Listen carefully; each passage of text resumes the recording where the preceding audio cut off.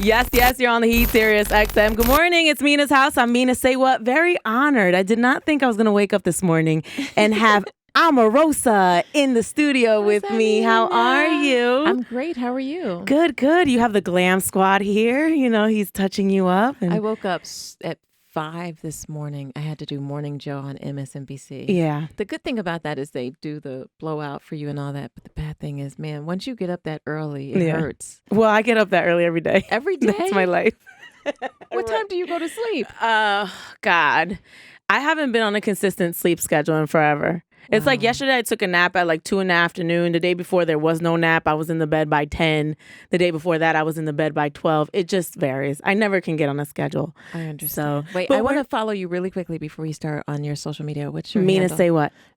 Mina SayWhat? Say what? Yes. I'm at Omarosa, so let me follow you. Okay, I'm ready for your question now. So, Unhinged, your book, previously released. Now the paperback, the hardcover is out, right? Yes, the with new material. I wrote a new chapter. So this is based off your time as the director of communication for the Office of Public Liaison for the Trump administration. That's correct. So, girl, this is like the tell-all book. This is the juiciness. Yes, you did. Did you foresee it to be such a huge success? I thought I had a chance of getting on the list. I never imagined that it would go to number one. Mm-hmm. I was just so thrilled to make number one because I knew how historical that was. There's not been many African Americans to make number one. In fact, I think there's been less than 30. I've got to verify that, but I'm pretty sure it's less than 30. And I think Michelle Obama was the 29th person of color to make the list. So. Have you read her book? Becoming? Yes, incredible. Yes. She's raw in it too. Have you seen her on tour? I love her on tour. I've seen her. This is the whole new Shelly from the block. She holds nothing back. And she always looks so fabulous too. Yes. I like her fashion. She does. So what do you think surprises people the most about this book about Donald Trump's presidency? Well, beyond Donald Trump, I wanted to write about how I got there. Like, how do you end up in the most bizarre White House in the history of this country? And so I wanted to tell my story. And I think people are surprised to learn about where I grew up. I grew up in the Westlake Projects, about almost dying in a house fire and being rescued by my uncle, thrown out the window to survive. Also about the loss of my father. My father was murdered when I was very young. Just things that kind of shaped and molded me into who I was. So people had to get to know who I was and who to understand who I am today. And so that's, I think, how people are surprised to learn so much about me. But also, I like to pull the curtain back. I pulled that curtain back on Donald Trump's White House. I thought it was important to give people a chance to see what it was like in the Oval Office or on Air Force One or in those cabinet meetings. And so I wanted to really just give them a vivid picture of what it was like day by day, hour by hour in that crazy place. How would you describe that experience? One word for you. Surreal. It was insane. Things would happen in there. You're like, is this happening in the White House? I mean, is this real? 1 minute we would be welcoming the head of a country, and then the next minute this dude is tweeting about LeBron. You know what I mean? It was just like, what are you doing? It was really bizarre. So in those moments, you weren't very vocal at the time because obviously this was your employer, but internally, how did you feel? Well, in the White House, there's only two people that can speak. It's the president and the press secretary. Everybody else shouldn't be yelling and screaming. This is how I feel that two people speak. And so I was very vocal to my colleagues, to my friends and my family. But if you want to make a statement, you make it through the press secretary. Right. But it's great to be free, to be able to express myself and to tell people about things that I believe that they should know. They have a right to know as taxpayers, as citizens of this country. Right. They have a right to know what's really going on. Well, you lasted for a year, so that's pretty long, girl. Barely. I was trying to tap out after 3 months, but it didn't 3 work. months There was in, nobody. you're like, I was I'm tapping good. out, but there was no one to tap in to take my place. There's a new forward in the book. We're going to talk about it a little Yes. bit because that's the difference between this release that's out now, this new one, and then the one that you previously put out, Unhinged. We'll talk about the title and why you decided to name it that. Omarosa is here on the Heat, SiriusXM, and Mina's house. Hold tight. Yes, you're on the Heat, SiriusXM. I'm Mina SayWhat. This is Mina's house. I have the very beautiful Omarosa here. Let me say your full name. Omarosa Mina Newman. That's not even my full name. What's your full name? My full government name is Omarosa Mina Newman. Girl, you're like the in Spanish culture. We got like 1,000 names. Girl. Wait, what's your full girl? Full name? I don't. Well, I'm gonna put it out for you. But Romina Luz Arancibia Yona is my full name, girl. Yes. Okay, you know, we're in the same boat. Right, we're in the same boat here. I'm Omarosa. Omarosa's book Unhinged is out right now. The paperback, no, the hardcover, right? Paperback. The paperback is out. And there's a new foreword to this specific edition. Yeah. Unhinged. I want to talk about that title. Why that title? Well, because it was very, very clear to me that within the first couple of weeks in the White House that something happened to Donald. You know, this is a person I knew since 2003, almost at that point, 14 years. I knew him. And then power, it goes to your head. It's like a drug. And something happened to him that made him become essentially unhinged. And we see it every day. I mean, he sits, he lies with a straight face. He insults people. He tweets. He's truly unhinged. And I thought that title captured the mind state of the leader of the free world, who's sitting at 1600 Pennsylvania Avenue, making decisions that will impact my family, your family, for generations to come. You know him for so long. I would think someone with his prejudices, it doesn't come overnight. They were there. Did you see them in the beginning of your relationship with him, or did you, make excuses for them, or did you not see them at all? It's a question I get very, very often. And back in 2003, I didn't see it. I didn't hear it. I didn't know that this man would, call Elizabeth Warren Pocahontas or insult Maxine Waters or call black women dog. He called me a dog. Like, I couldn't have seen that back in 2003. But you know what? I worked for Bill Cosby too. This was a long time ago, and I never imagined the things that were revealed about him. None of us have crystal balls when we meet people. And I could not even imagine that the Donald I knew back in 2003 would separate children from their families. And put them in cages. Detention camps, yeah. I could have never imagined that he would do something so horrible. And so, yes, it over time, you start seeing things and you're like, what is going on? Like the birther issue. I read about this in the book about how I took him to task about the birther issue. And I told him, I said, what you're doing is racist. Oh, it's not racist. It's just political. This is just how it is in politics. People go through your background when you're in politics. I'm like, no, it's racist. But I had an opportunity to be in the room and to take him to task about these things personally. So I think that that's important.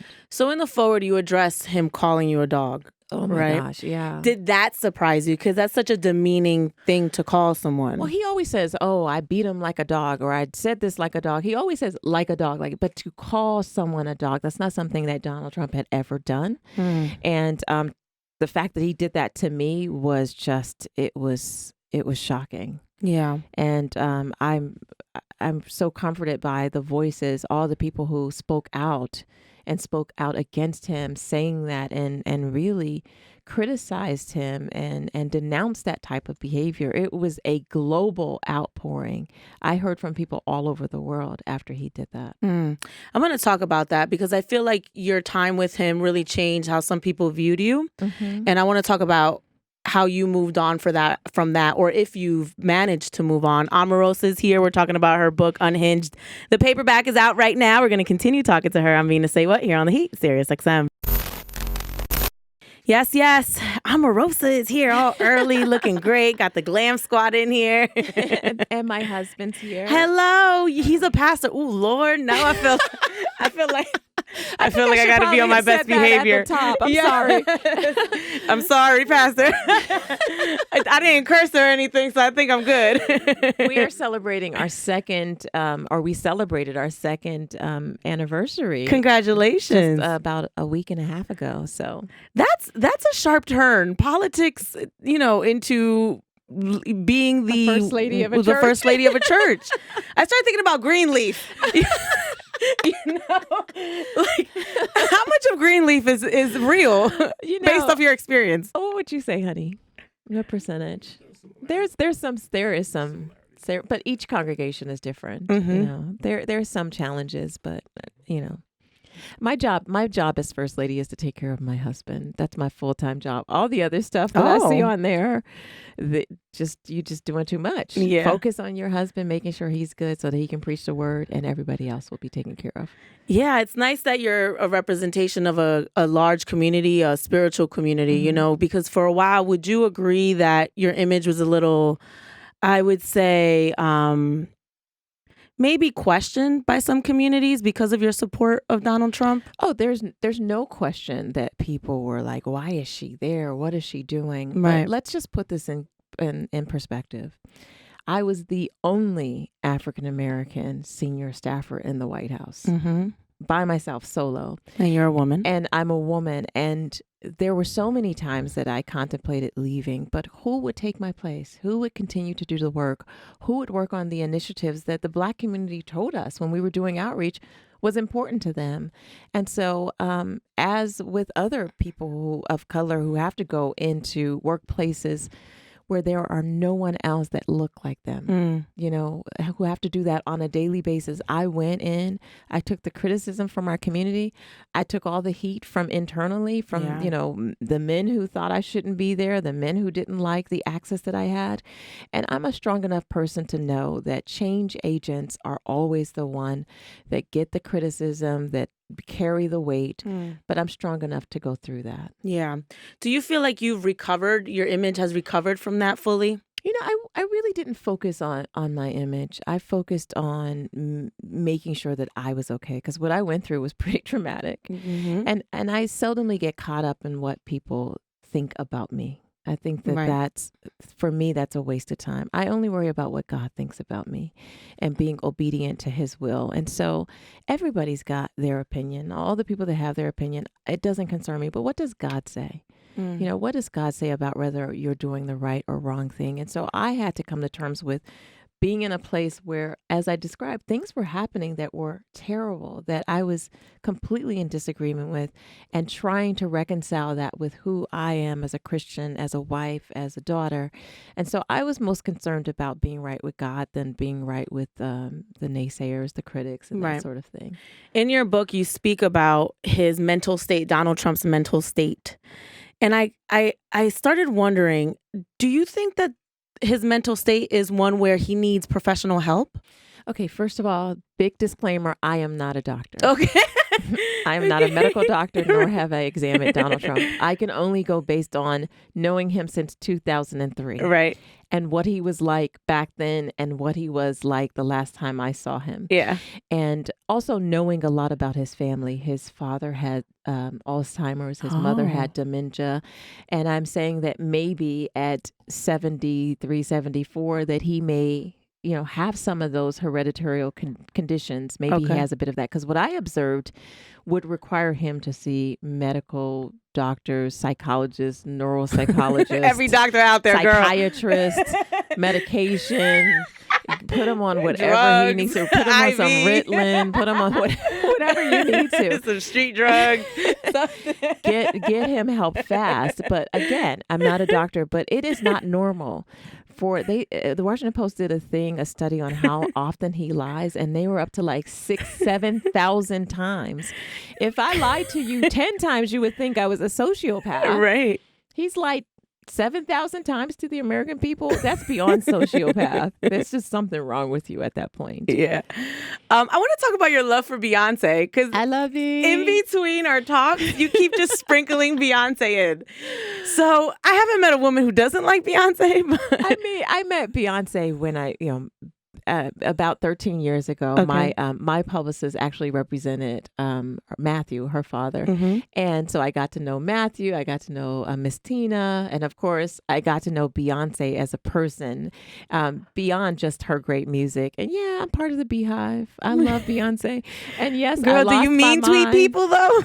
Do you mean tweet people? I mean, I will absolutely tolerate no Beyonce slander ever around me. me, and people know that.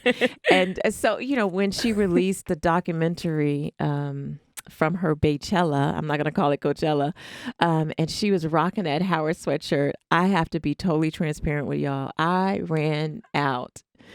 I went to D.C. I had a hair appointment, but I went to D.C., went on the yard. I'm a graduate of Howard University, proud graduate of Howard. And I went to the bookstore to buy that exact sweatshirt from the Howard University bookstore that Beyoncé wore in that documentary. Oh, you are a real one. Now, of course, it was sold out. Of course. It was sold out. But my name is on the wait list. There's a wait list. I love that. That's amazing. You were also there now that I'm thinking about it, you were there for the Kanye meeting as well. Oh, we're going to talk about that. Oh, I want to know all about that. Donald Trump, Kanye West. Nitty-gritty. Yes, Omarosa's here. We're going to talk about it coming up on the Heat SiriusXM in Mina's house. Yes, you're in Mina's house on the Heat SiriusXM. Omarosa's here. Mina is turning up the heat. If we're in Mina's house, we're in the kitchen. Normally I have food. The burner's because I'm a fat girl. The window ain't open. Ain't no air on. It's hot in here. Well, thank you for coming. I never thought in 1,000 years I'd be talking to you today. So I am so happy to be here. I'm really happy too. I have a political science background. Oh, okay. I have a major. I just never used it, girl. Like I have a dual. So I feel like I'm using my major right now. I do too. I majored in broadcast. My minor was in meteorology. I wanted to be a meteorologist. Really? I was going to be a weather girl. I can see you doing that. Yes. There's a storm front coming in from the west. Take your umbrella. Yeah, so I'm happy to be talking to you. Yeah, me too. So this meeting between Kanye West and Donald Trump, did you organize that? How did that happen? First of all, Jared Kushner, and I talk about this in Unhinged, Jared Kushner, he thought, it would be such a great idea to get Kanye to Trump because Kanye was such a big fan and Trump was whatever he was. I was concerned because Kanye was going through some things around that time. He had lost his mother and he was kind of, he was acting a little erratic at that time. Right. So I was concerned about putting him in that spotlight. And so I pushed back a little bit to Jared and I said, maybe, I don't know if that's a good idea, but it's up to you. And so, Jared was like, that's okay. If you're not going to do it, I'm going to do it. So Jared reaches out to his people. And then of course they try to coordinate through my office. I was the head of African American outreach. Right. And we set up the meeting. And I walked in, said hi to everybody, and then I dapped out because I had to go and organize the other 200 things. You were but like, I must admit that there was somebody in there taking notes who couldn't take notes because they were just all over the place. It was so erratic. They didn't stay on topic. I'm not really clear that Donald knew what Kanye was talking about, and I'm not sure that Kanye knew what Donald was talking about. And even to this day, I love Kanye. I love Kim. I love the whole family. I'm not really sure what came out of that meeting. Do you know what I mean? What was the purpose of the meeting? Setting up meetings and outreach for things that actually would come about. I think it was because they both are very similar. They're both egomaniacs. They both love the spotlight. And that meeting generated so much publicity. And you will notice I was nowhere when they did that pool spray and all those pictures. I was looking down from that balcony, watching what was going on. Yeah. I didn't want any parts of it because I didn't think that Kanye was healthy enough to deal with that. And then we saw the follow-up when he was in the Oval Office. Yeah. And he was just bugging. I mean, I love Ye, but I don't know that he should have been put in that predicament. And I think that sometimes people exploit you. And I felt like he was exploited, particularly in that Oval Office meeting. And it was always driven by Jared Kushner. Steve Harvey. Mentally, I would say he's capable of understanding what's going on. What was the reason behind that meeting? I'll give you the short version, but the long version is in my book. Okay. I'm not trying to just sell books. I'm trying to tell you that if you want the real deal, but what happened with the Steve Harvey meeting, it's in there. Steve Harvey's people reached out to me and said, Steve wants to come and talk about economic advancement and that sort of thing. And again, I was like, okay, but what's the big plan? We're not just going to parade black male celebrities through Trump Tower every single time somebody wants to sit with him. Like, what's the plan? Send me the plan. And they went back and forth. And finally, he said, well, I hosted Miss USA. I'll just go through those people. And I said, Oh, okay. Okay. You got it. Do your thing. And so then I'm getting an email from Donald Trump's secretary. I see that you approved the meeting for Steve Harvey to come to Trump Tower. To which at that point, what am I gonna say? And then the fallout afterwards. Wow. Steve Harvey went into the lobby and said that Barack Obama told him to meet with Donald Trump or something like that. I don't know if you saw it afterwards. And I can tell you that wasn't the case. It was bizarre, but it wasn't because of anything that Barack Obama had to do. Have you had a conversation with Barack or Michelle since this book released, Unhinged? I have not. Okay. They haven't reached out at all? No. I don't think that they would reach out. Yeah, that was dumb. Trump officials. But you know, I love them. I used to raise money at the DNC. This was when Barack Obama was still a state senator. And so I had a chance to organize a couple of fundraisers for the DNC that he attended in Chicago. Right. And so I got to know them very early on. And I've never had a problem with them. In fact, you know, we were just talking about how we just adore Michelle Obama and her style. But yeah. Yeah, I was just wondering, you know, maybe since you released this book Unhinged and so many things have come out, maybe someone could organize. You're right. Right. Someone could organize like a sit down or something. But I don't know why I thought that. I mean, Michelle's out here selling books. She's on tour, you know. They have Netflix specials. So I framed the list. I was on the list. I mean, I dropped down on the list, but I was on the list at the same time that Michelle Obama was on the list. So I took that and framed it. I'm like, oh, I have made it. I've made it. Omarosa, it was so great to talk to you. Thank you for coming. Thank you for Unhinged is out, the paperback. Yes. Check it out for all the juicy details about. I gotta check out your Beyonce challenge. Oh my God, girl. I don't even know why I told you that. I was just so excited. I rounded up the girls from the office and I'm like, let's do it, guys. I am definitely going to check it out. Thank you. I appreciate you. Thank you guys for listening. You're on The Heat, SiriusXM and Mina's house. I'm Mina Say What.